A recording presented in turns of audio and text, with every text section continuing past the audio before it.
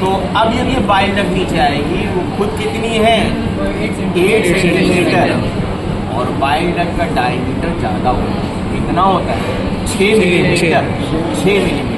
तो ये सोचें कि यूरेटर का डायमीटर थोड़ा कम होता है, लगभग 3-4 मिलीमीटर। यूरेटर का डायमीटर 3-4 मिलीमीटर होता है। और ureteric stone I told you are more of inorganic material, calcium magnesium phosphates होते हैं, तो वो रफ होते हैं और स्पिक्यूलेटेड होते हैं। तो उसमें छोटा सा स्टोन भी है, चूँकि यूरेटर का ल्यूमेन भी कम है और रफ स्टोन से तो वो खरोंच मारेंगे, तो वो उसमें खरोंचते हुए जाएंगे, तो रीनल कोलिक बहुत जल्दी उठाता है। फिर गॉल ब्लैडर का पहली बात है, गॉल ब्लैडर से गॉल स्टोन्स निकलेंगे ही नहीं। क्यों नहीं निकल पाएंगे? क्योंकि वॉल्व ऑफ हीस्टर है, हार्ट में स्पाउस तो विद इन द नेक है, हार्ट द नेक है, लेकिन वॉल्व ऑफ हीस्टर की वजह से गॉल स्टोन्स निकलते नहीं। इसीलिए लोगों की गॉल ब्लैडर कभी कोलिसिस्टेक्टमी के बाद जो निकल के आता है, इस पेशेंट कभी देखा करो बहुत बड़े बड़े 8-8 सेंटीमीटर 10 सेंटीमीटर तक गॉल ब्लैडर मिल गया, क्योंकि क्या उनका रास्ता आगे का बंद है, स्पाइरल वॉल्व है, रास्ता ही नहीं देता है बाहर आने के लिए।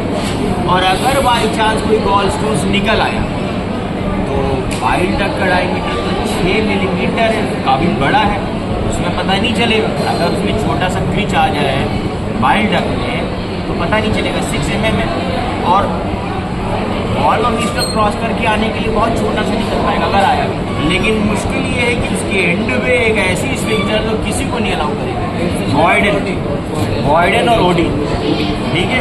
तो इसलिए वो फिर बहुत ही टफ प्रोसीजर हो जाएगा। एंड आई टोल्ड यू कि reaching up to the second part of the डोलम and in fact detaching the head of pancreas or reaching to the major and minor papillae, the pancreatic ducts and the bile duct in a live subject is really difficult. It's all retroperitoneum and that pancreatic tissue is very soft, delicate tissue. अच्छा, gall stone जो है ये cholesterol stone होते हैं, ये more of organic compounds होते हैं, तो ये रेडियो ओपेक नहीं होते हैं।